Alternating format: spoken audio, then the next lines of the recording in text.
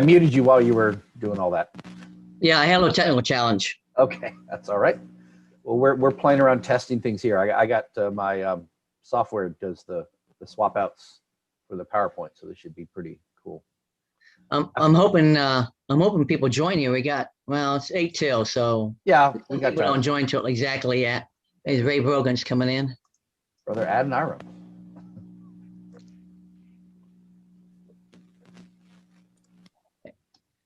Hey Ray, can see the top of your head. Morning, Ray. There we are. Need to unmute. Yeah, he's on mute too. Yeah.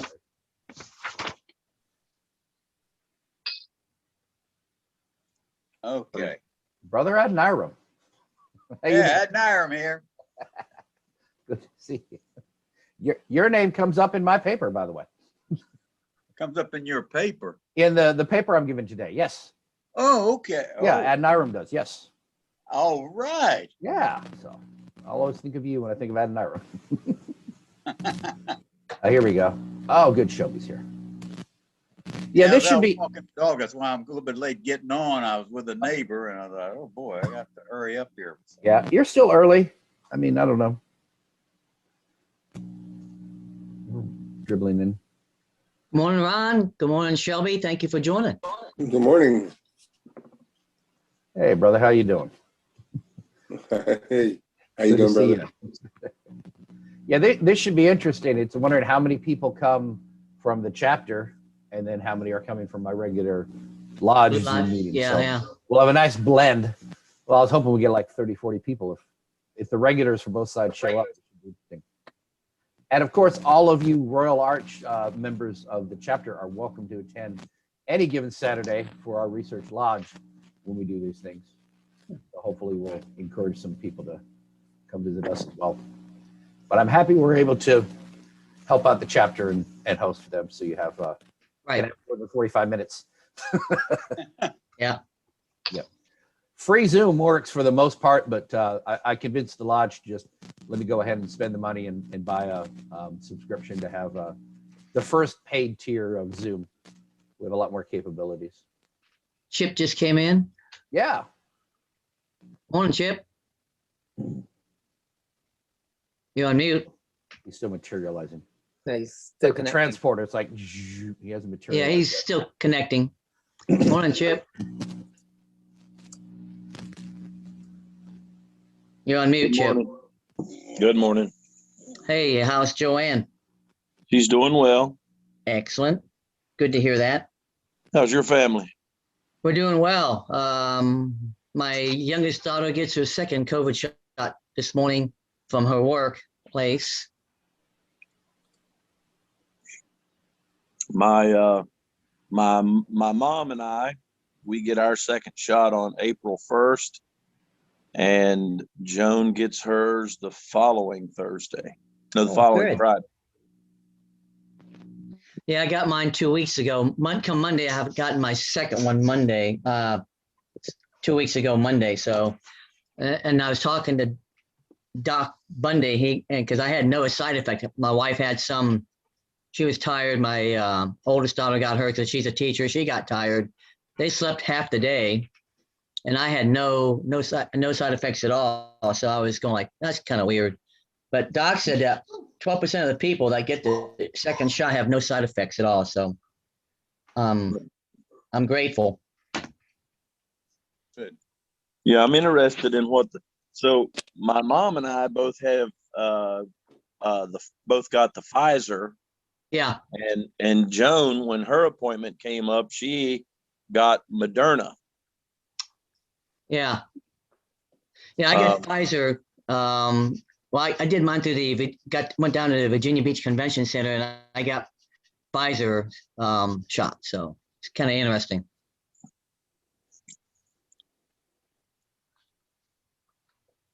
Well, it's mom just celebrated her birthday the 13th. Wow. So she's a sprightly young 97 years old. Yeah. Yeah, my mother-in-law, she's She turns 97 this October, and she got her shots, and she had no problem with either. So, like I said, it's a good thing for people to get their shots, so we can open up the state and return to some sense of normalcy.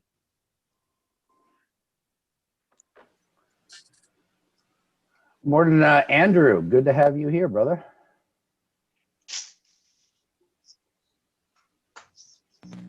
Hey, good morning, y'all. Hey, how you Morning, doing? Andrew. Andrew and I were in DMLA together, and he's a member Wow. of, which lodge again? Charleston Moore. Well, no, Norview now. Yes. Ah, Or he was. He's trying to get reinstated, I think, last time I checked, but okay. trying to get him into Ocean View. Well, good. Actually, he was one of the 2 people I signed a petition on. Way, way, way back when. Oh, yeah, long time. I know. Good to see you, man. Glad you can make it out. Yeah, thanks. Thanks for the invite. Yeah, absolutely. Morning, brother Neil. Saw you. How are you, pop- Christopher? How you Good doing? to see you. All right. See, Beautiful day in the neighborhood here. it is. Yeah, I see more people coming in now. There should be a decent size Yep. event here. For those of you who are, we got okay. Brian's in them in for me. I'd like to welcome everybody. We haven't started yet, but we're still welcoming people. Virginia Research Lodge is pleased to host this meeting today. So we got a lot of our regulars, and we are hosting Virginia Research Chapter for their regular meeting. And I'll be turning it over to excellent companion Peterson in a few minutes. Right now, we're just welcoming everybody. So we're gonna have a nice blend of people that I'm used to seeing for the Zoom, and guys who are members of the research chapter as well. We're used to those meetings. So nice blend of people here. This would be great. I'm glad y'all could come out.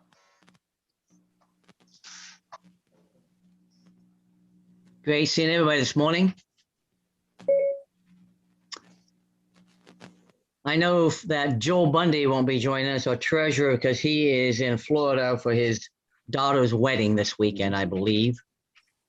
And I'm hoping our secretary will join us this morning.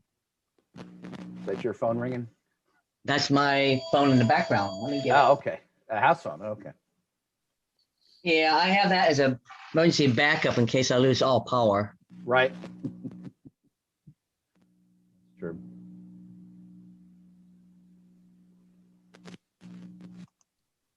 So we'll give it like 5 more minutes to see if anybody else comes in late. Sounds good. And then if we have to, we'll start without our general secretary. All right. Who's that? Jim Giroux, Okay. That's right. he acknowledged the invite, so I'm hoping he shows up this morning. I'm about to describe. See coming. Morning, Roger. Greetings, companion and brethren. Oh. Greetings, brother. Good. Morning, all. How y'all doing? Good. I have not heard from him, Scribe. Oh, yeah, we got more people coming in. There's a race between me and Brian to admit people. We get to admit people first. And Buff is here. Good. I was worried if Buff was gonna. I don't know who Buff is. I'll keep an eye on it. Yeah. Hello, Buff. Hello, Who's this? I'm Buffington. Okay. Last time we met was at the Research Lodge in Richmond. Oh, excellent. So we've met in person then. Wow. Yeah, it was a while ago. You're one of about 5 people on this chat that I think I've actually met in person. That's the great fun of this. Okay. Glad to have you here, brother.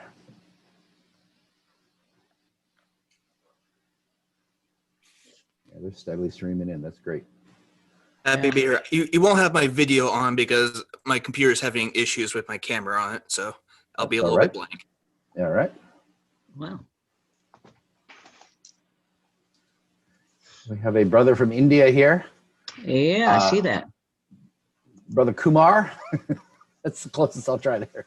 Gobakumar, is that right? Good to have you. Also have Brazil.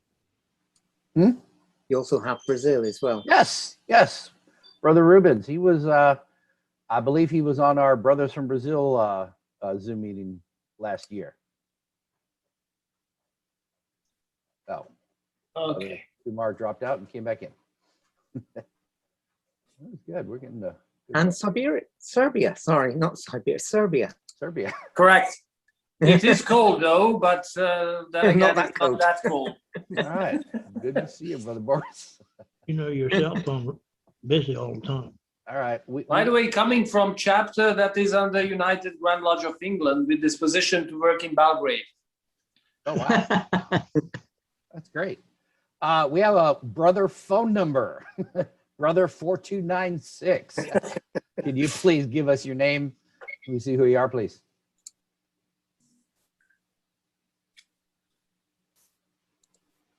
You might have problems unmuting. It's #6 on a phone to unmute, isn't it? I don't know. Sorry, John. Sorry, I was muted. John London. It's John London. I should have guessed. Okay. Good to have you here, as always, Brother London. One, John. Brother London. Had to figure out how to get past that tiny URL. Yeah, I know. I try to keep out the Cowans that way, but good to have you here. Brother John is actually a member of both the Research Lodge and the chapter. He's active in both, so it's good to have him here. He's been a regular attendee. Pleasure to be here. Yeah, good to see you. So you can't do anything. Oh yeah, let me see if I can do this. I may do this for you. There. Now you got a name. How about that? Excellent. Okay. So you won't be able to see then, right? You're just audio. No, actually, at the moment, no, I can't. Okay. That is unfortunate. Okay. I was going to try to sign in that way too. Well, time. Well, we're glad you made the effort to be here any way you could. Well, I am going to start without Sounds our good. general secretary. Okay.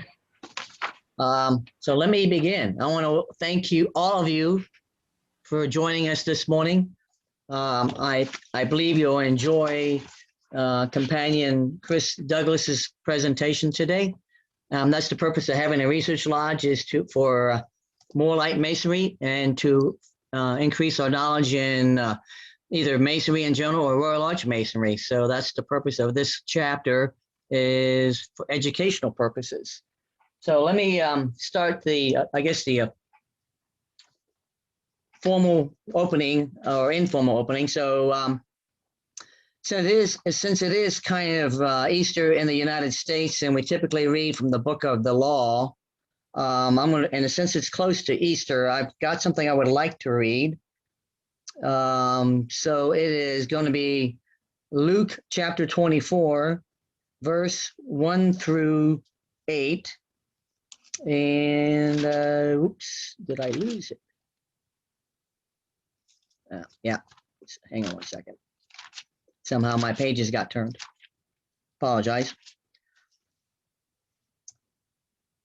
So it's on the Jesus rises from the dead. On the first day of the week, very early in the morning, the women took the spices they had prepared and went to the tomb. They found the stone rolled away from the tomb, but when they entered, they did not find the body of the Lord Jesus. While they were wondering about this, suddenly two men in the clothes that gleamed like lightning stood beside them. In their fright, the women bowed down with their faces to the ground, but the men said to them, Why do you look for the living among the dead? He is not here. He has risen. Remember how he told you while he was still with you in Galilee, the Son of Man must be delivered into the hands of sinful men, be crucified, and on the third day he be raised again. Then they remembered his words. So that is from Luke, again, chapter 24, verse 1 through 8. Please bow your heads for an opening prayer. Supreme Architect of the universe, we welcome you to our meeting this morning. we welcome all the brethren and companions who could join us this morning. We hopefully do your business in your name. We pray. So mote it be. Amen. Thank you. And then if all citizens of the United States would please stand for the Pledge of Allegiance. I pledge allegiance to the flag of the United States of America and to the republic for which it stands, one nation, under God, indivisible, with liberty and justice for all. Companions, be seated. And the next thing I'm going to do for the formality again is read from a methodical digest. And hopefully, if the governor in Virginia allows us to open up for more than 10 people in a closed environment, we will have a Royal Arch Festival, because I know we have a number of companions or brethren that we would like to bring into the Royal Arch or continue their Royal Arch degrees. So I am reading from Section 67E, Committee of Work, Royal Arch Festivals. A Royal Arch Festival is the conferral of all Royal Arch degrees in one day. Festival style is a manner in which degrees are conferred whereby the candidates are placed on the sidelines and exemplars are used as active candidates. All chapters must have a dispensation specifying the date, place, and time of the conferral issued by the Grand High Priest in order to confer the degrees festival style. All candidates must have been elected at a stated convocation of the chapter of which they have petitioned prior to the festival. A Royal Arch chapter must be opened and then be dispensed with prior to commencing the degree work. So that is again from our Royal Arch Masonic rules, laws, and rules and regulations. So pending any further ceremony, I officially declare the Virginia Beach Royal Arch Research Chapter 1753 opened in solemn form. So thank you, companions. So introductions, I'm going to run through quick introductions. All companions who have not served as high priest, please announce yourselves. Please unmute and announce yourselves. This is Dave Strozal from Princess Anne 1607 and Research Chapter 1753. Thank you. Excellent. Thank you, Dave. Chris Douglas, Norfolk United Royal Arch Chapter number 1 and Virginia Research Chapter. Pleasure to be here. Originally of John Walters Royal Arch Chapter, now defunct. Thank you, Chris, for hosting this and taking care of you. And I'm looking forward to your presentation. Right, excellent. Ralph S. Jones, Princess Anne 1607 and Great Bridge 82, past High Priest, Great Bridge, and past District Deputy, District 2. Thank you, Ralph. I was going to get to you here in a second, but thank you for being here. Any other companions who have not served as high priest and do not hold higher office? Richard Fisher, Fredericksburg 23, Royal Arch Chapter 23, also George Washington Research Lodge 1732 in Fredericksburg, Virginia. Currently District Education Officer for District 19. Good morning, pleasure to be here. Thank you, Richard. L.B. Chandler, Warren Chapter number 5, also the Worshipful Master of the George Washington Lodge Research, number 1732. Glad to see my junior wardens here as well. Thank you. Pleasure to have you, to be here. Thank you, Worship, for joining us. Appreciate it. Brian Smith, St. Martin's 379, Province of Cornwall, UK. Thank you, Brian. Again, we were there last meeting. I appreciate seeing you again. Good morning, William Preston, Chapter 766 from Serbia. Thank you. Good morning, boys. I'm grateful you can dial in from Serbia. It's actually the afternoon. Morning, everyone. Rubens, past High Priest of York, Chapter number 40, Brazil, and past Grand Secretary of Foreign Relations from the Grand Lodge of the State of Rio de Janeiro. Good morning, everyone. Thank you. Right, excellent, sir. Okay, any other companions who have not served as high priest? Yes, Hello, everyone. Princess Anne, Bell 1607. Okay, good morning, Ron. And there was another companion. Yes. Hi, everyone. Nicolas Manrique Carrera from Argentina, from Portapia 132 Lodge. Thank you, sir, for joining us from Argentina. Thanks, everyone, for the chance.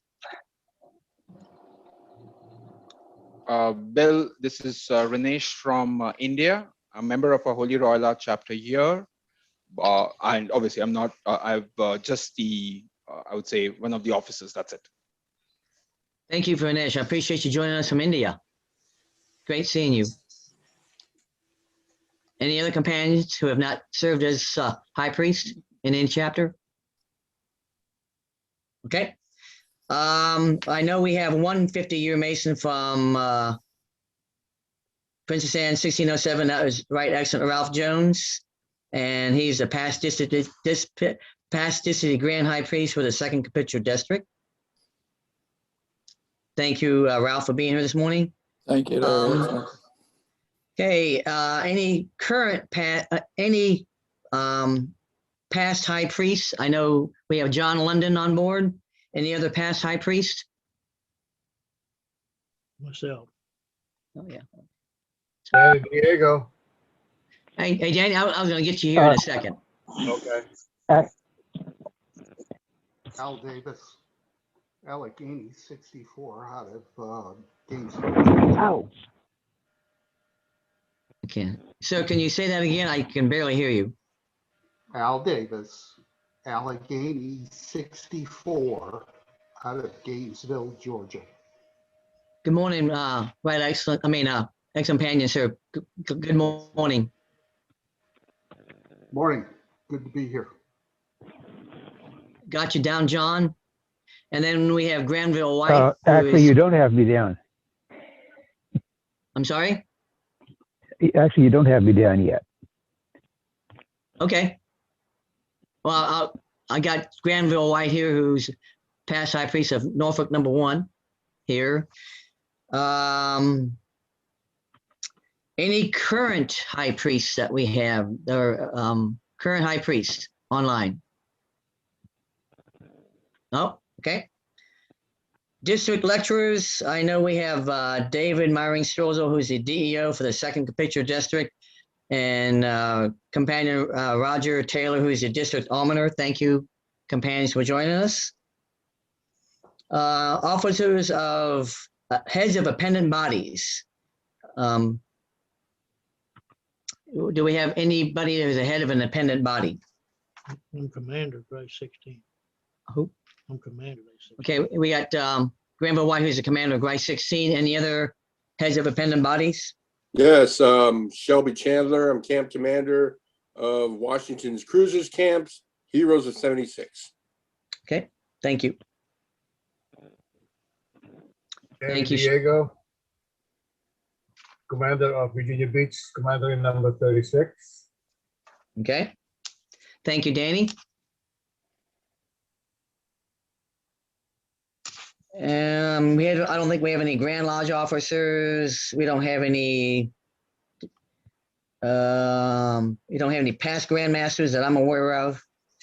We do have Danny Ish Sadai Award winners. We have again Danny Diego, Ish Sadai Award in 2017, and he's the past District Deputy Grand High Priest for the 2nd Capitular District. I don't think we've got any John Dove Meritorious Service Award recipients, do we? I don't think we've got any Grand Lodge officers. I don't think we have any high priests. If we do, please. I think we've gone through that already. Grand chapter officers, I don't think we've got any grand chapter officers or grand high priests. That is it. Well, yeah, I'm a district deputy grand high priest.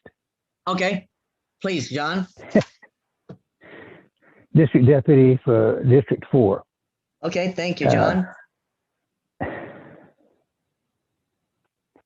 District 4, thank you.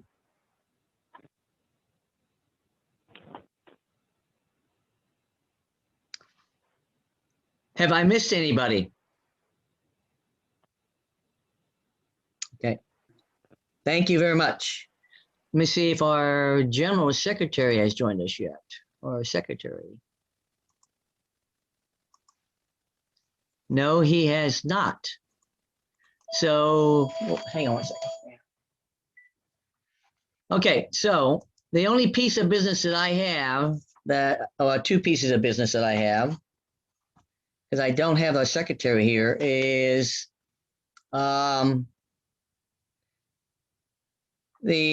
Alzheimer's Walk is coming up, and I know Companion Roger Taylor is planning to organize our Alzheimer's Walk for Princess Anne 1607. So I will turn it over to him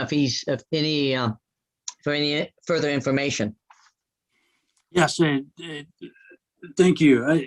So the Alzheimer's Walk, we're still in planning. I'm looking for an opportunity when we're not under such stringent COVID restrictions. So maybe we can actually do a physical walk. But in parallel with that, and knowing the uncertainty that we have with COVID, I'm trying to assemble a virtual walk, and that's specific to Princess Anne and District 2, particularly. One where any member, whether in any chapter or anybody really, can sign up to participate in our walk, either physically or virtually on a given day. I'll tell you that I'm just a little challenged in the IT involved with that, but I know there's some very knowledgeable companions, mainly Dave Strozel Johnson, that will be certainly willing to help me out in that regard. And that's coming up. My plan is to have that online as a late spring event. Late spring being a May, maybe even very early June event. Like I said, I'm trying to see if we can do a hybrid physical and virtual. The end goal with that is to consolidate our efforts and make a donation to Alzheimer's at the end of our year, and with their it's near the end of the annual Alzheimer's campaign, and the reason I'm doing that is there's some members get matching funds from their employers, and that comes through the Alzheimer's Association. There has to be some feedback from the companion or the participant to the Alzheimer's, and then Alzheimer's back to their employer, and they get matching funds. And what we're trying to do is maximize, the contributions to the Alzheimer's Association. So, thank you, Bill. I appreciate that. I know that was a little lengthy, but I think that sums up everything that's going on and should be going on. Thank you, Companion Roger. And any companions from, I'm going to walk. So if any companions from 1753 who are not representing another chapter that is not going to do the walk, I would encourage you to join Princess Anne 1607 and District 2 in that Alzheimer's walk. So appreciate all that information. And as Roger alluded to, once we get more information, we will make sure that everybody gets that information on how, when, and where we're going to do that walk. And it's obviously, it's for a good cause. Anybody else have anything about the Alzheimer's walk they would like to add? Okay. Okay. The only other piece of business I would like to do is we have a petition for membership to our research chapter, and I'm going to read the application for affiliation. It is Honoratio Ron Ringo Epsteta. Date of birth is May 15, 1951. He's retired. His address is here. His cell number is here. His email is here. He's a member of Willis v. Fentress Lodge 296. He's a member of the Princess Anne Royal Lodge Chapter 1607. His vouchers are Danny Diego and ex companion Ray Connor, who I don't think he's on yet. But Danny, you have anything you would like to add? I think you're muted, Danny. Danny, you're muted. There you go. Yes, companion Stefa is a very active Mason. He's very active with his Blue Lodge, the Royal Arch, and the Knights Templar. He have a potential to be a great asset or good asset for any organization that he will be belonging to, and I highly recommend him for admission to our Royal Arch Research chapter. Does any other companion would like to offer anything on the affiliation of companion Estepa?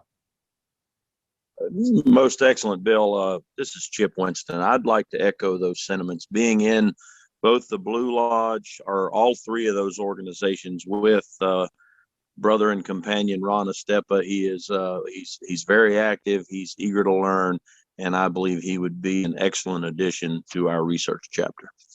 Okay. Any other companions would like to say anything for or against the affiliation? Okay, so we will take a voice vote. All in favor, say aye. Aye. Aye. All opposed, say no. Aye.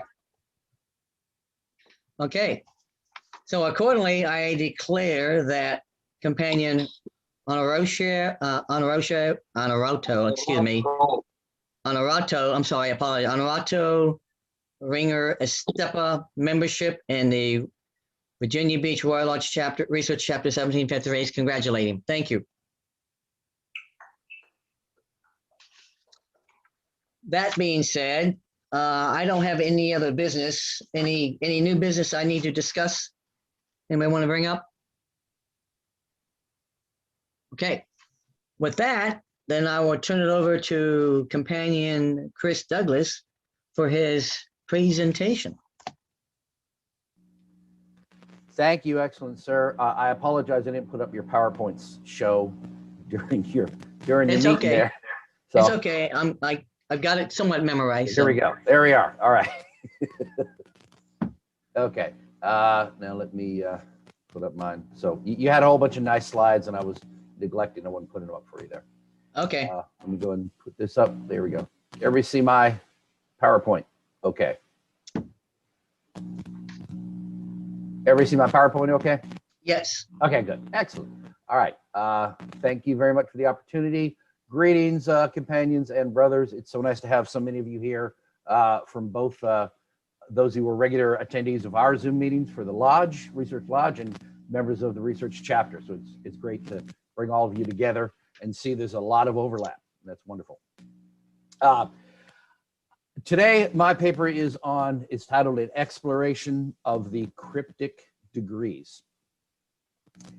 The York, or American Rite of Freemasonry, is divided into several bodies. In the Blue Lodge are the symbolic or craft degrees: entered apprentice, fellow craft, and master mason. In the Royal Arch chapter, you have the capitular degrees, culminating in the Royal Arch degree. In the commandery, or Knights Templar, you have the chivalric degrees, 3 orders culminating in the Order of the Temple. Between the chapter and the commandery are the cryptic degrees found in the council, the royal master, the select master, and the super excellent master. But these degrees are not conferred in the same order or the same manner everywhere Freemasonry may be found. In some jurisdictions, they are not found at all. That is the impetus for our journey to explore the history and mysteries of the cryptic degrees. The Royal Master degree historically takes place before and after the second section of the Master Mason's degree and the death of Grand Master Hiram Abiff. It teaches that our first three most excellent Grand Masters were well aware that the Master's word may one day be lost. The Select Master degree illustrates the steps they took to preserve the word for future generations. And along with the Royal Arch degree, this completes the circle of the quest for the lost word. These two degrees have been linked together for so long, many assume they originated at the same time. Originally, these degrees were separate and belonged to different orders. At times, the Royal Master was conferred before the Royal Arch degree on a candidate and the Select Master afterwards. At other times, the opposite was true. Today, nearly every jurisdiction confers both of the degrees after the Royal Arch, but in some states, they are given before. The term cryptic naturally means hidden, but also derives from references to a secret or hidden vault or crypt in the first two degrees of Royal and Select Master. Biblical students and archaeologists are well aware of the vaults beneath King Solomon's temple. We are confident that Masonic degrees were not actually conferred in these vaults, but such legends do persist throughout Freemasonry.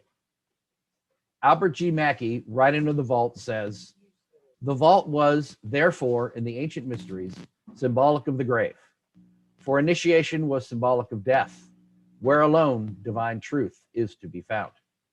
Freemasons have adopted the same idea. They teach that death is but the beginning of life, that if the first or evanescent temple of our transitory life beyond the surface, we must descend into the secret vault of death before we can find that sacred deposit of truth, which is to adorn our second temple of eternal life. The Super Excellent Master degree does not take place in a vault and is considered a detached and often an honorary degree apart from the other two council degrees. The Royal everyone see the Royal Master slide? Yes? Yes. Okay, good. Just making sure it's working. All right. Candidates who receive the Royal Master degree are impressed with its dignified ritual and relevant teachings. It contains one section which is generally regarded as an outstanding display of symbolism and content of philosophy. The ritualistic presentations in the degree explain the articles contained in the Holy of Holies of King Solomon's Temple, including the Ark of the Covenant, a knowledge of which is essential to those who would fully understand the preceding degrees. The principal characters in the degree are Hiram Abiff and Adoniram. This degree emphasizes the lessons of patience and fortitude. The degree centers around the fellowcraft masons who are artificers, fabricating the fittings and furniture of the temple. It is unusual in that the first part of the degree depicts events taking place before the death of the Grand Master Hiram Abiff, and the last part depicts events occurring after his death. The Select Master degree. The scene of this degree is laid in the underground vault of King Solomon's Temple. The events which characterize the degree are stirring enough to make it one of intense interest. The principal characters are King Solomon and a particular friend. It is a degree emphasizing the lessons of devotion and zeal. The degree centers on the construction and furnishing of a secret vault beneath the sanctum sanctorum of the temple and the deposition of those secrets pertaining to the craft by the three ancient grand masters of the craft. This degree bridges the events surrounding the concealment and loss of the ineffable word and the events leading to the recovery of the word in the Royal Arch degree. The Super Excellent Master degree. This degree beautifully tells of a period in history in which all Freemasons are interested. That period following the destruction of the First Temple. The essence of the degree is foretold in the presentation by the principal sojourner in the Royal Arch degree when he makes the following reference.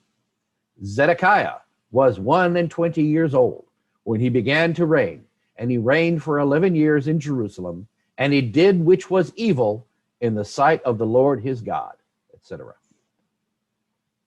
The degree of super excellent master is one of the best devised, most impressive and beautiful degrees. It is most enlightening and relevant to one's daily life. In a display of exciting events, biblical characters come to life exemplifying this historic event. Here, Nebuchadnezzar rules again. Zedekiah proves the results of his wicked life, and Ezekiel and Jeremiah prophesies the promises of Almighty God. This graphic displays the degrees of York Rite Masonry in chronological order rather than by when they are conferred on the candidate. Note that the virtual past master degree is not included as it has no historical reference.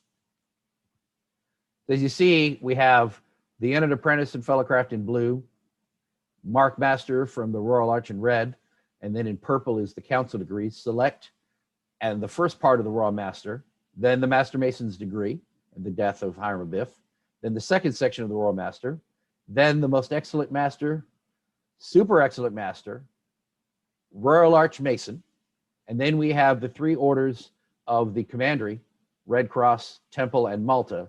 And note also that the Order of the Temple is the final degree order in the chapter, but chronologically, it takes place earlier than the Order of Malta.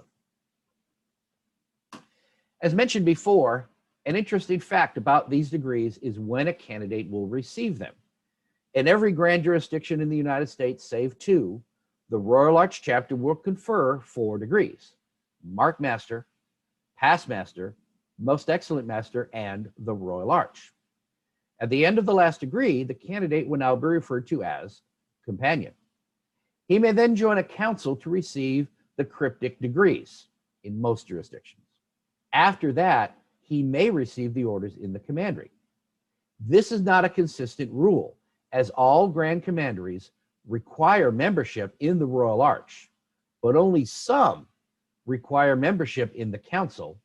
Many still do not. What is unique about Virginia and West Virginia is there is no Grand Council. The 6 degrees are received in the chapter and as follows: Mark Master, Past Master, Select Master, Royal Master, Most Excellent Master, and the Royal Arch. Note that 2 of the Cryptic Degrees are conferred by the chapter and that the Select Master is received before Royal Master. Now, this leads to an interesting situation when passing through the degrees.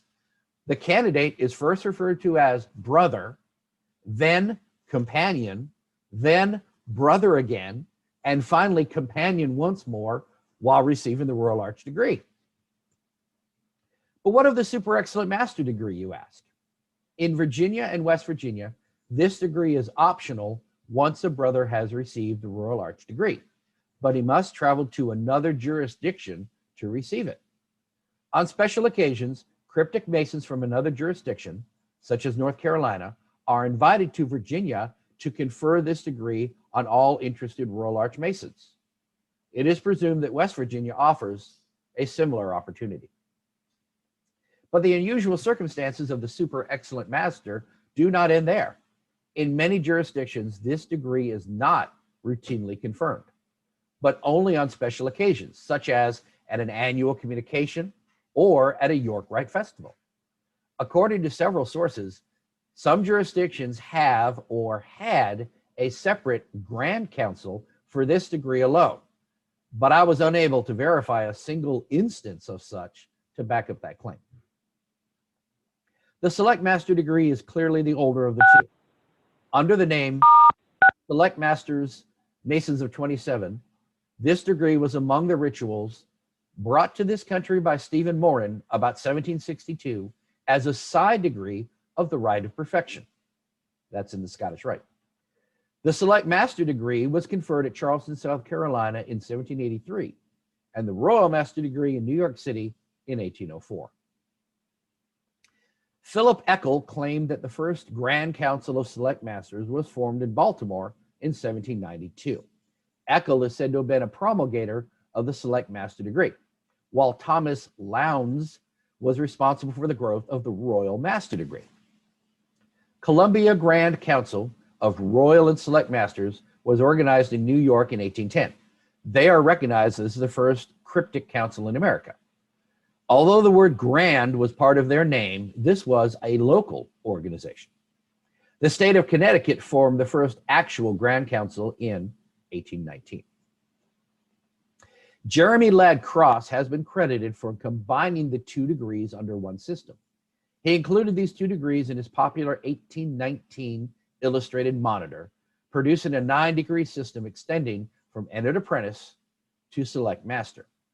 Jeremy Cross is perhaps better known for having developed the idea of the symbol of the broken column, the weeping virgin, and Father Time, to represent a fallen brother. The earliest confirmed reference to the super excellent master degree was on December 22nd, 1817, when a lodge of super excellent masters was organized by Columbia Grand Council in New York. Although there are other instances of other degrees that have this same name, the particulars of this degree bear no resemblance to any other, which justify the conclusion that this degree is purely American in origin. On January 25th, 1828, at a convention called for this purpose, the Grand Council of Royal and Select Masters of New York was formed. By 1830, there were Grand Councils in 10 states. Under the influences of Cross's chart and other monitors, the Select Master degree came to be viewed as the culmination of ancient craft masonry, even if councils were found in only a few metropolitan areas and the degrees available to only a few members. This is probably the beginning of the American York Rite, consisting of Royal Arch chapters, councils of Royal and Select Masters, and commanderies of Knights Templar.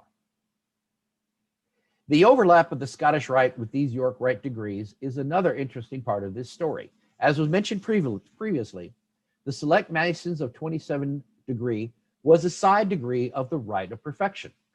The 27 Masons mentioned refer, of course, to the workmen in the Select Master degree. In the ritual of Select Master in Scotland, it is explained that each arch has 2 companions working on constructing it with hand tools, and a third companion guarding them with a sword. This explains both the number of 27 being the number of Select Masters, 9 arches with 3 companions each, and also the sword and trowel as a symbol for this body. The discussion between the principal officers about the fate of Zabud also takes place in the presence of the companions, rather than with the 3 retired to the 9th arch.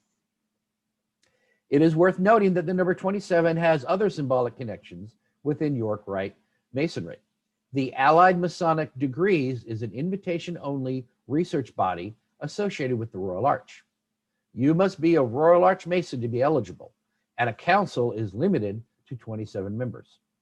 If a council wishes to invite a new member, but is at capacity, they must ask one of their less active, presumably older members to demit, so that a younger and more active companion might be admitted. Another connection to the Scottish Rite is the character Adoniram, who appears in the Intendant of the Building, or 8th degree. Adoniram was closest to Hiram Abiff at his untimely death, and he is chosen by King Solomon, along with 4 companions, 4 candidates from the class, to replace their deceased Grand Master in the task of completing the temple. The 13th degree, or Royal Arch of Solomon, is another degree that tells the story of workmen discovering the 9th vault of Enoch, and has similarities with not only the Select Master degree, but also the Royal Arch degree in finding the lost word. The Super Excellent Master degree is an honorary one in most jurisdictions, and a member of the council need not have it in order to hold membership or office. Exceptions such as Arizona, where you need to have it to be the illustrious master, and Ohio, where it is the degree for some inspections, and a cryptic mason must be an SEM before he is electable as the principal conductor of the work, do exist. It is typical for a council to meet on the select degree and only to open on other degrees for conferrals, just like many symbolic lodges will hold their meetings on the Master Mason degree for business and only open other degrees for initiation or for a member to stand a catechism. Speaking of Arizona, I had an interesting experience when I was able to attend a meeting in Phoenix in 2001. The three bodies, Royal Arch, Council, and Commandery, all met in the same Masonic temple, which belonged to a Blue Lodge. They each elected separate officers for each body, but held their stated meetings jointly. Each body took turns opening the meeting. Chapter officers in January, Council in February, Commandery in March, for example. And then they conducted their business meeting with all present and later closed with those officers in the same chairs. I can only assume that this was typical for Arizona. It was the only meeting I attended. One question I neglected to ask was, what do you do with members who have not yet received the council or the commandery degrees? I imagine that they had to sit outside during the opening and closing. This York Rite body is the closest I have seen York Rite Masonry behave like my own Scottish Rite Valley. The General Grand Council of Royal and Select Masters of the United States was slow in formation. In 1871, the Grand Council of Massachusetts took the initiative in calling a convention of representatives, which met in New York City on June the 12th, 1872, with 14 Grand Councils represented. It was resolved that the Cryptic Degrees should be under the exclusive jurisdiction of Grand Councils, and that no members should be recognized except those who received the degrees in a council of Royal and Select Masters or by authority of a Supreme Council of the Scottish Rite. This was a harsh measure for Virginia and West Virginia because they had no Grand Councils, the degree there having been conferred in Royal Arch chapters since 1841. In 1889, the General Grand Council ameliorated the harshness of the resolution of 1872 by authorizing each state Grand Council to determine the status of Royal and Select Masters in their several jurisdictions. Excuse me. In 1942, the General Grand Council resolved to recognize the Royal and Select Masters degrees as conferred in the Grand Chapters of Virginia and West Virginia. New Mexico had not, up until 1952, formed a Grand Council, though it has councils under charters from the General Grand Council, as do Canal Zone, Mexico, Philippines, Hawaii, and Alaska. The General Grand Council established the Cryptic Medical Research Foundation to give cryptic Masons an opportunity to turn Masonic philosophy into a living practice. This diagram displays all of the regular Masonic bodies under the United Grand Lodge of England. Note that there is an order of the Holy Royal Arch, which only confers the Royal Arch degree. Until 1823, it was only conferred on those who had served as Worshipful Master. Today, you must be a Master Mason for 4 weeks before joining. Note that there is also an order of Mark Master Masons, which confer the Mark Master Mason degree.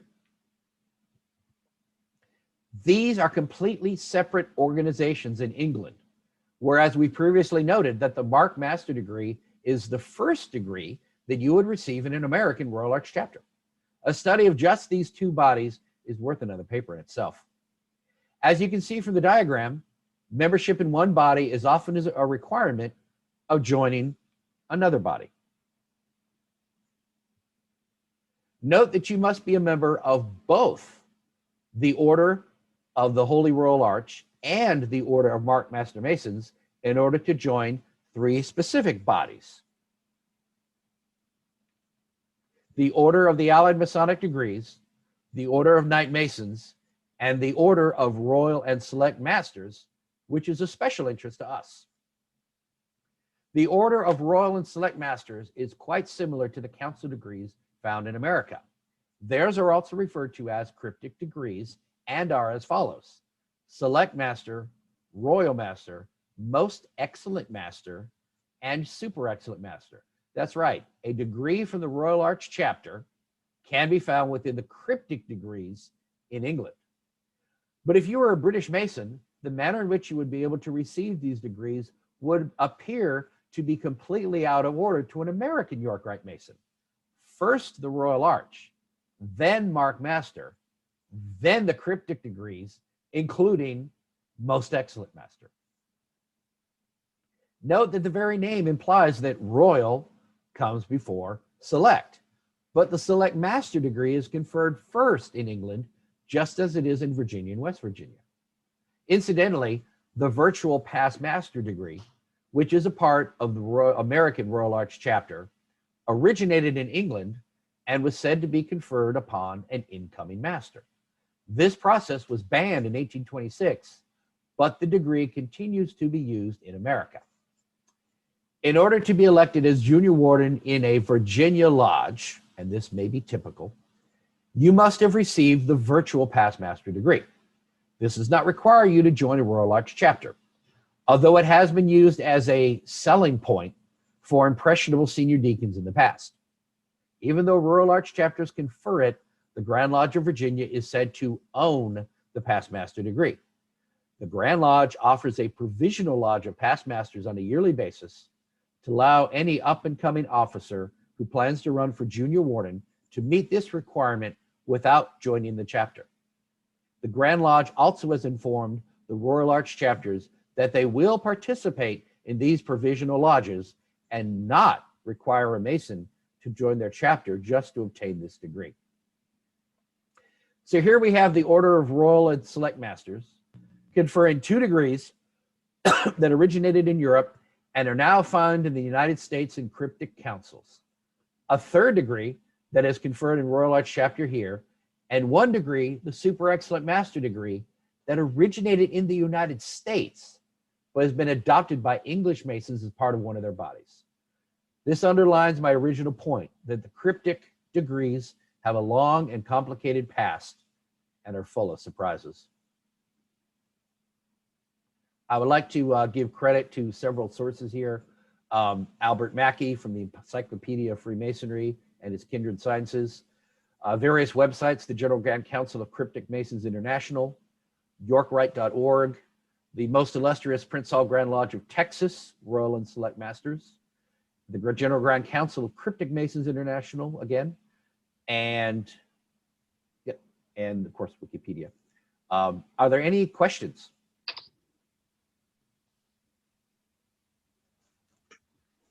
I would like to say it was an awesome presentation. Thank you. Any of my English brothers want to correct any errors? Did I have it all correct?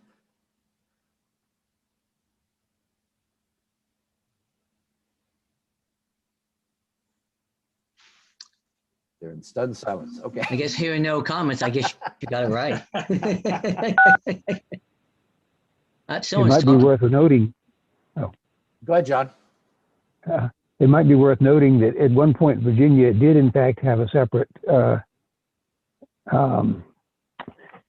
Council of Mark Masters, or Lodge of Mark Masters, which was absorbed into the Grand Royal Arch chapter. Oh, well, that's worth looking into. Okay. When they're here in Richmond. Oh, excellent. I'm curious of Brother Brian, some of our other British brothers here. Do you typically, are you a member of all 3 of those bodies, or?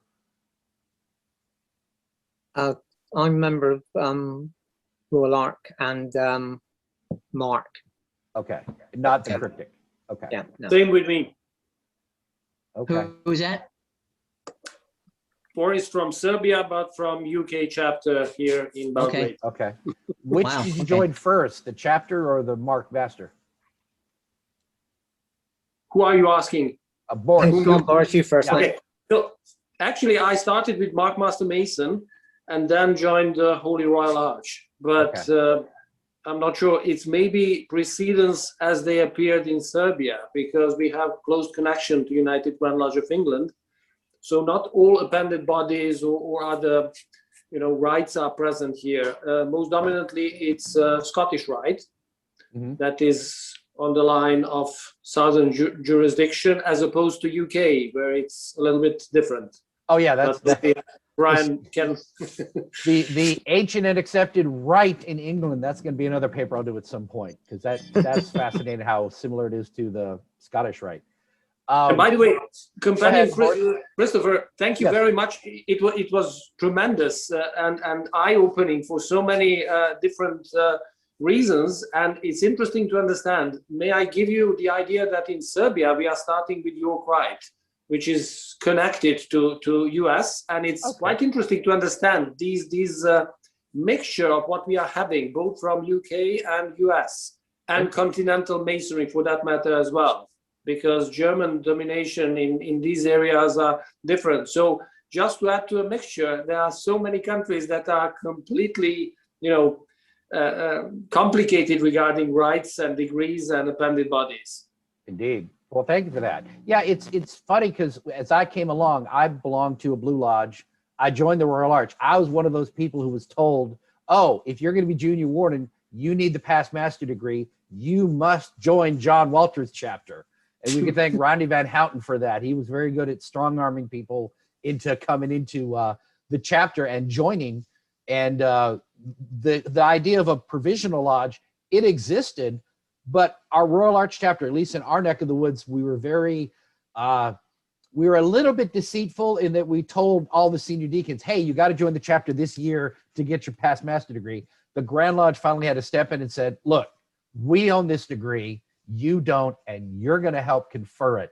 And we started seeing provisional lodges being opened, and we're a lot more compliant now, but back then that was pretty much a given. And that's how we got most of our members in the chapter. And it's a bit disingenuous. I'd love to see everybody in the chapter, but it's really not fair to tell a guy, you got to join this and get all the degrees and pay dues just to be junior warden in your Blue Lodge. And a lot of people complained, rightly so. It's not a requirement. You just have to have the degree. But I still think the past master degree is better if you get it in the chapter rather than get it as a provisional. You don't. Oh, I agree. The chair and everything else. So. Hey, brother Chris. Yes, sir. I was going to keep my mouth shut about this because I don't have it quite down right. Oh, go ahead. Just to let you know, as someone who's part of the Grand Lodge's Committee on History, yes, I've been doing some research on past Grand Masters, and like I said, this was off the topic for my research, but it's prevalent to this conversation now. As you well know, Fredericksburg Lodge number 4, the Lodge at Fredericksburg, has the oldest extant records for the Royal Arch conferral. Yes. In my research, it looks like it's more to the equivalent of the Irish Rite, whereas you're conferred the Royal Arch degrees culminating into the Knight Templar degree. That's what it appears to be. Wow. I'm trying to complete that research, but I got so many other research going on. It's just and getting the time to do it. However, there was a part in one of the Grand Lodge proceedings back in the 1790s, I believe, under Most Worshipful Benjamin Day, where he proclaims that certain degrees or certain conferrals have been reclaimed, had been claimed by the Grand Lodge at that time, and that I'm not sure exactly which degrees it was because I wasn't doing the research on that at the time. It just caught my attention. But he was saying that no lodge can confer for themselves. And so it was Benjamin Day that put a stop to it. And he said that it was been claimed by the, but the thing is, the degrees that he mentioned, I was going to go back and look at the Grand Lodge proceedings again, but it was specifically focused to these Royal Arch degrees and tied to lodges doing it on their own. And he said, enough of that. It's done. We're, for now on, the Grand Lodge is doing it only. Wow, that's cool. Well, it's funny. Where I was going with this was I joined the chapter and I joined the Scottish Rite about the same time, back in the 90s when I was going through the first time I was master. And everybody, because and the advantage we have in Norfolk, maybe it may be different in other areas, but in Norfolk we have Granby Street Temple. And when I joined, we had 10 lodges that met in that building. We had 2 Royal Arch chapters, a commandery, and a Scottish Rite, as well as like 4 Eastern Star and Amaranth. We had all 3 youth groups. We had 2 Jovi Bethels. We had 4 youth groups meeting there. So that to me was normal Masonry. All of the appendant bodies met in the same building. So we're all very much familiar with the Royal Arch and the Scottish Rite, because everybody who was active in any of the Blue Lodges was also active in those 2 bodies. But it's pretty much, you get used to thinking, well, that's just how it is. We have York Rite and we have Scottish Rite. You join the Royal Arch and then you join the Commandery if you're a Christian, or you join the Scottish Rite, and then you get to join the Shrine, because that was a requirement back then. Yes, it was. That was just Blue Lodge and Shrine. But we were led to think, you know, I didn't see a lot of Masonic education answering the questions that I'm asking, I'm trying to answer today. Like, everyone assumes, well, the Scottish Rite came from Scotland. And then it's, it comes from France. But then France, right. Yes, in a way it actually did, because the Ecossay degrees actually did. We do believe that came from Scotland. But it's not like the Scottish started the Scottish Rite and it moved to America. It was more like the Ecossay degrees may or may not have grown out of Scotland. There's some dispute. And then that got... Well, they tie it to the Jacobites that were in France at the time. Right, but it became popular in France. Yes. It can trace its roots to Scotland. And then it was the French who brought the Scottish Rite first to the Caribbean and then quickly to Charleston, and we started jurisdiction. Yeah. So, Right. but it's like, you know, and you're made to think of it as these are 2 separate things. But as you're going through the degrees and you look, it's like, well, there's a Royal Arch degree in the Scottish Rite. There's a lot of similarities. I mean, it's like Knight Kadosh. Kadosh means, when you see the Knight Kadosh degree in the Scottish Rite, well, Kadosh comes from the word Makadosh, which means of the temple. So if you're a Knight Kadosh, you're a Knight of the Temple, Knight Templar. Right. And there's a Jacques de Molay related degrees, the 29th degree in the Scottish Rite. So yeah, it's not like they're 2 separate, unique universes that don't overlap. Just 2 ways of conveying, 2 different ways of conveying the same story. Exactly. And it's neat. And that's why I would recommend to every Mason at some point in your life, go join both the bodies, join both sides, learn all you can. The beautiful thing about it is that the Royal Arch, not just the York Arch, but specifically the Royal Arch and the Scottish Rite are considered in the United States concordant bodies. Everything else is an appendant body. A concordant body is just an extension of the Blue Lodge degrees and continual learning. So they're considered concordant, whereas the other, like the Shrine, National Sojourners, Grotto, whatever, they're all considered appendant because they're not an extension of that. Right. So it bodes well for people to learn both if they can. They don't have to, but it does make the story more interesting. Right. And that's where I was getting to, Boris, is like, it's interesting how we look at how all of these degrees came together in Europe one way or another and wound up in the US.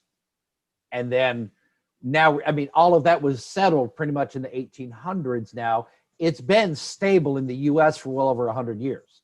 What we have really hasn't changed any in over 100 years. But there was a whole lot of chaos and confusion going on. It's just a little bit of what I read, where Virginia conferred the Council degrees, and then the Grand Council didn't want to recognize them. The General Grand Council didn't recognize them because we didn't have our own Grand Council.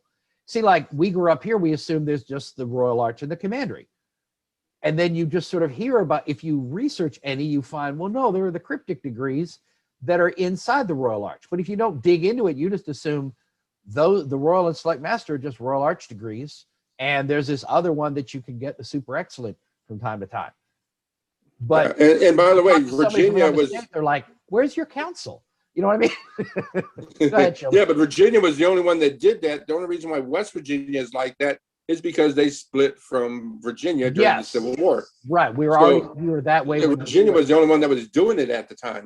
And it's kind of curious why they did, but Virginia is they're quite in love with their York Masonry version of Freemasonry, and they're proud of it. And rightly so. They got a lot of history behind it. Yep. I think it's really interesting. And it something that I've learned, and I want to share this, is that, and the more that I dig into Masonry, the more I try and educate myself and research and learn, and the more I interact with brothers from other jurisdictions online, it's like, we get used to our own idea, our own little box. This is Masonry, what I'm used to. And the more that I talk to other people, they're like, "What? That's crazy. We don't do anything like that. What is wrong with you?" And you have to stop and you can't say, "Okay, you're doing it wrong over there," because that's your first instinct is, "But you're doing it wrong." It's like, no, we're doing it right for us. You're doing it right for you. There's a history. If you go research it, it's all masonry. It's just that It's the many flavors of masonry. yeah, and once I got my mind right on that, it's like it's so much. Yeah. It's just more interesting that you can see, and that's where I'm the most fun with all this research is how are we doing it differently? That's what inspired me to do these chats with groups, brothers from other countries, just to explore how their masonry works, what they It really wear, is, yeah. who they elect, because it's so cool. Because you see the similarities right away, and it's the differences that just makes it all fun. But you just have to break out of the mindset of we're doing it the right way and everybody else is wrong. That's, I mean, the English started it, and we've broken apart from them in a lot of things. Well, Chris, to add to your to your comment, I mean, there was, Gordon Mitchie, he talks about what they do in Scotland. I mean, yes. They take their Mark Master degree is in their craft lodge is the 4th degree. Right. And then they got Royal Arch and then Knights, Templars, and accepted Scottish Rite, Royal Arch Order by imitation. And then Rubens had a good comment. They have an American York Rite, English degrees, advanced through degrees in Royal Arch Masonry chapter, and then Lodge, Mark Masters. Yep. Yeah. So it's good, interesting comments that people are posting on a chat, which are really, really great information. I mean, like you said, it's interesting to see how other jurisdictions in other countries do their, the Blue Lodge and the Royal Arch and the Scottish Rite. I know, it's cool. And if I could just put in a plug, I appreciate everybody coming out. You still have to close the meeting, but I appreciate everyone come out here. I'm going to go ahead and put the links for our research lodge, if I could, since we're the host today. This is the research chapter, but and we're happy to host them. We're happy to do this anytime. But I'm going to put in links to our Facebook page, our lodge website, and my email. If you're interested in attending any of our upcoming meetings, we do this every Saturday at 10 o'clock. I decided to meet with Virginia Research Chapter since it's their meeting, and Bill asked me to host, and I'm happy to host it for you. And we got people from both groups coming together. I think this is great. You're more than welcome to come back any given Saturday. We do our regular lodge Zoom meetings. Tomorrow, I'm sorry? I was just saying, can you do a plug for April 3rd? Yes. Yes. I usually announce a couple weeks ahead.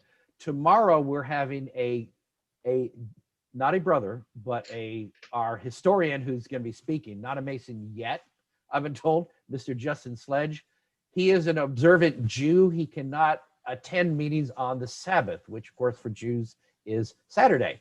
So we can't have him in our regular slot. So we're doing a special meeting Sunday at 1 p.m., which is a Sabbath for Christians who apparently don't seem to have a problem doing things on Sundays, except for lodge meetings. But that'll be at 1 p.m. He'll be speaking on Jewish alchemists, which will be interesting. Next Saturday, the 27th, is we're going to be interviewing the brothers from Scotland. We're doing a panel discussion. We've done several of these, and I'm going to do probably like one a month where I get 3 or more brothers from another grand jurisdiction to come in, and we ask them questions about how they do masonry there as opposed to basically Virginia and American masonry, and kind of explore the differences. That'll be about Scotland, and that's on the 27th. And April 3rd, Brother Shelby Chandler will be presenting a talk on Freemasons and the French Resistance. And I'm really looking forward to that, because I was going to write a paper on that and I couldn't find anything online when I was trying to research it. So I'll be looking forward to hearing that. So if you want to join our Facebook group and keep up on all the events, I post them regularly. And the link is the same every week for the Zoom meetings. But I appreciate everybody coming out. Any other questions about the paper before I turn it back to Bill for closing?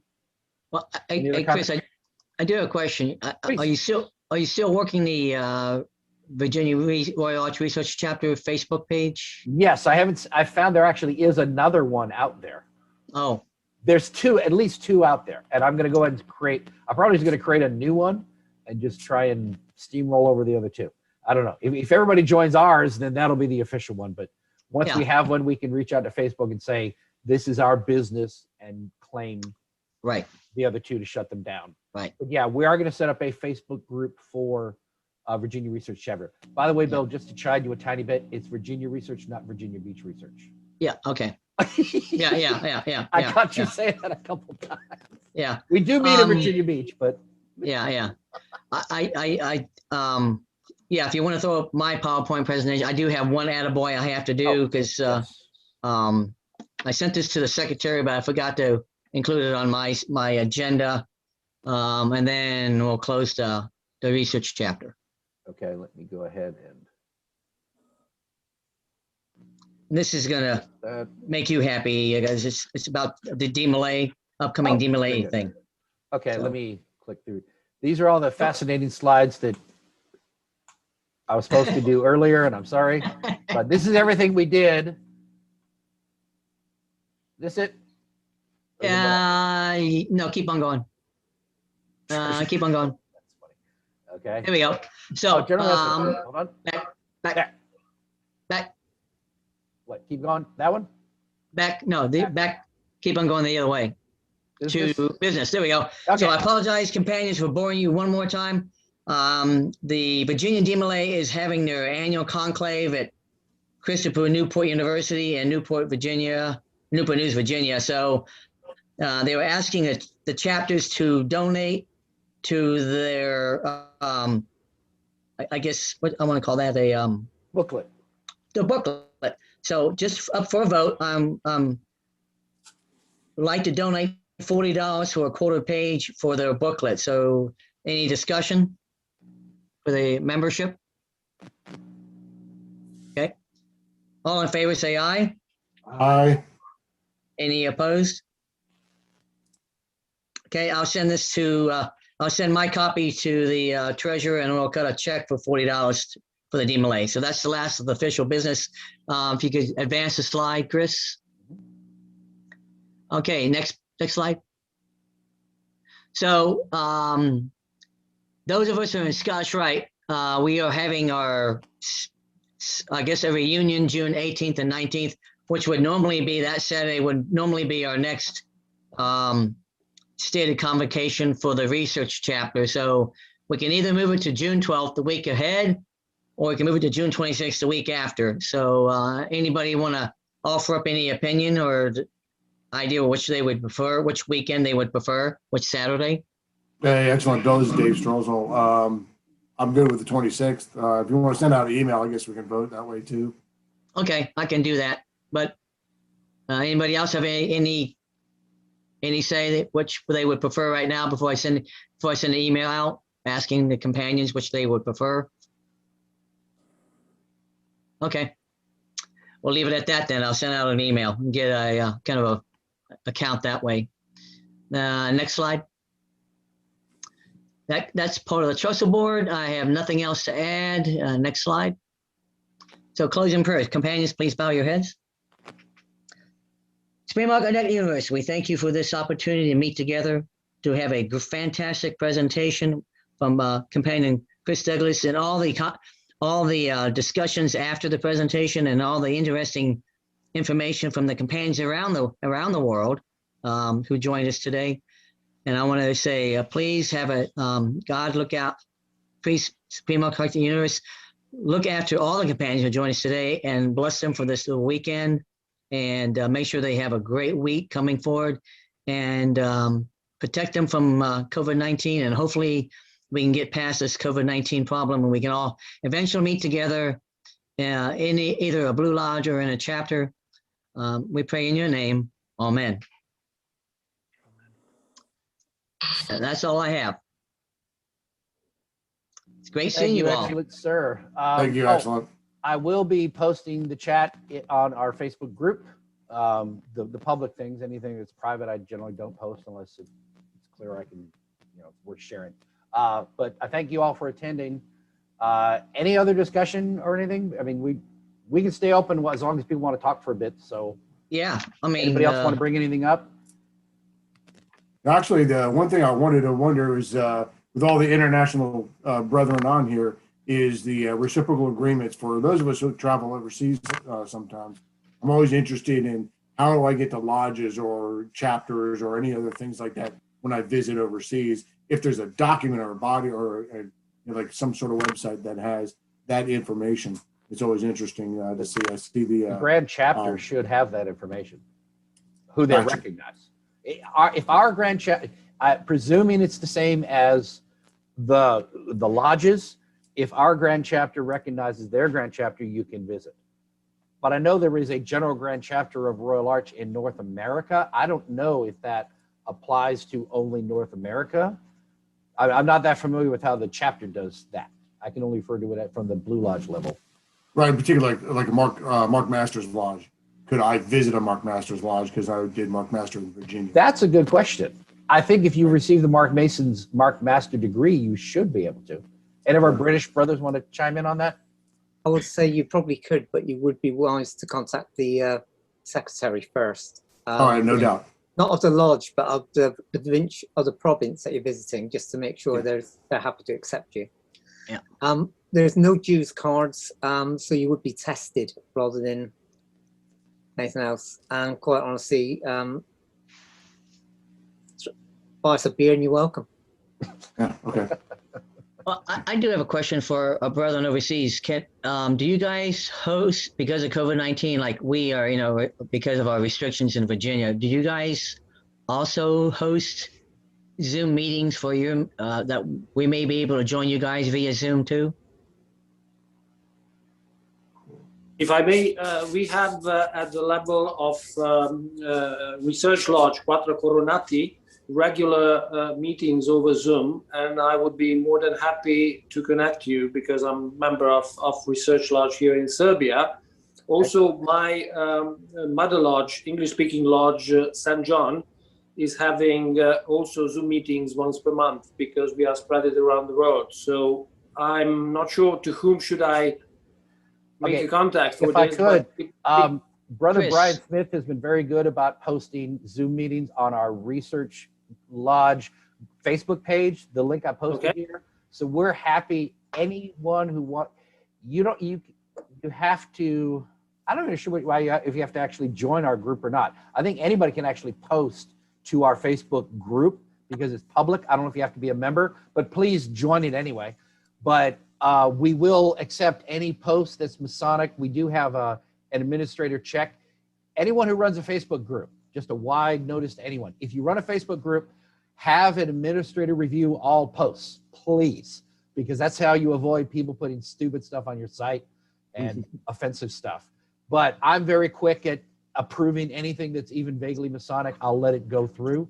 But we welcome anyone who has any Zoom meetings to post them on our Facebook group, and we encourage people to go there and look, and you can add it as an event, and it'll show up in the calendar as an event.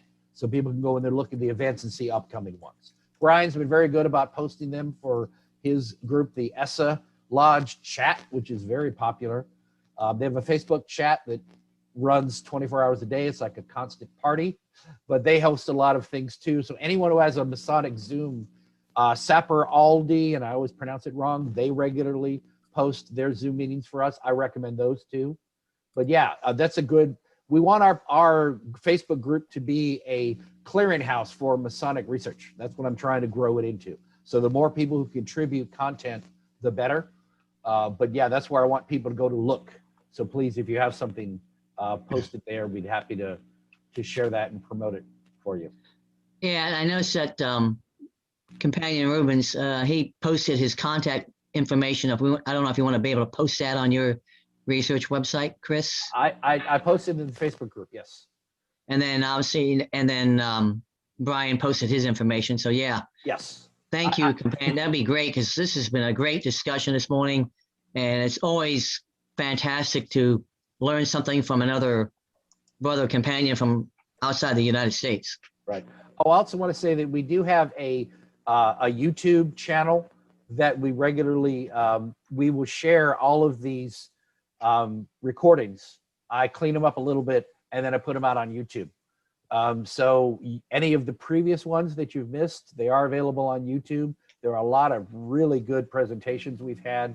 I'm looking back at them. It's like, man, we just a lot of cool stuff here. I do my best to make a variety of things. I have all sorts of different speakers. We have panel discussions. So I make all of them available on YouTube if you missed one. They're about 2 hours long because I start from the beginning. You know, I pick a good starting point. I generally carry the whole thing. So if you have the time to go and watch one, it's more fun to be live in it. But if you miss one, you want to watch it, and you can always fast forward through the chatter and go right to the actual presentation. But we have a lot of good stuff. So you'll be able to find this one online. If you want to tell anyone who missed it, it'll be available on YouTube. So yeah. Yeah. Oh, yeah, I agree with Dave. You know, in some ways, COVID is a blessing. We get to do these Zoom meetings and get to meet companions around the world, which is very nice. Yeah, I would never have been able to meet people in otherwise. I would never have known anything about some of the international bodies and getting their point of view about how they look at Freemasonry as well. I love it. This is fantastic. Well, I wish these Zooms will continue even after we get together in our bodies face to face, that we get together on Zoom as well internationally, and we just continue these discussions. Well, I really like this. I plan to keep doing it even once we're meeting again. But I started out of necessity since the Research Lodge was not able to meet. One of the things I do, Dave, you'd be interested in is, as I mentioned, we have, like, next week is going to be Scotland, but I've done interviews. I think Brother Rubens, who's on here, was one of my first panel of guests from Brazil, where I basically interviewed 3 brothers from Brazil who all happen to be in different grand lodges in Brazil. So all of them, it just worked out that way. So all of them had a slightly different perspective. Say, well, no, actually in the Grand Orient, we do this. So they had different answers to the questions, but I learned they wear these coats. They're kind of like a thin raincoat kind of thing. And they wear them to their meetings because they typically travel on like train or bus to get to their lodge meetings. And they don't want to wear a tuxedo on the train because they're either going to be looked at funny or they're going to get mugged or something. So they wear like these coats. They're really thin, but they're like formal looking, I guess. And they can, if they're formal, they'll wear khakis or dress pants. Some of them wear jeans and a polo shirt, but they all wear these long coats to their lodge meetings. And it's really one of the most unusual things I heard. But I've had one on Brazil. We've had one on the Philippines. We've had one on Scotland's getting ready to come up. I think there's one other one we did. But I plan to have those like at least every month or so. I'll pick another grand jurisdiction and just have those brothers come in. And I just ask them, you know, who are the officers? Where do they sit? Do you have the 3 candles around the altar? Just routine stuff that for us is like Virginia Masons.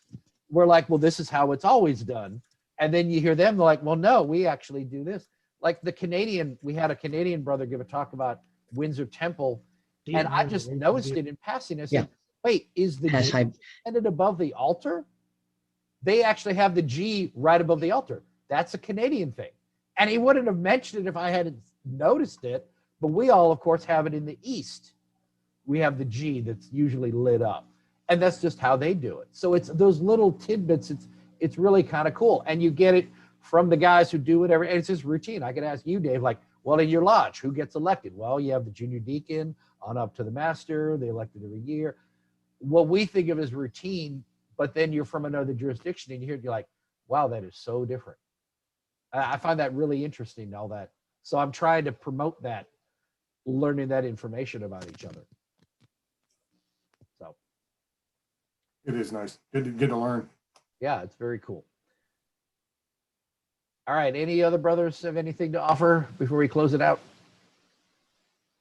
No, fantastic meeting. Great to meet all the companions, and fantastic presentation again, Chris. And then I'll send out an email to the companions asking who wants to do the paper in June. Well, one with the date, and then who will volunteer to do the paper in June. Very good. But otherwise, companions, have a great weekend. Stay healthy, stay happy, and someday we'll meet again in person. All right. Indeed. Thank you. Thank you all. Hey.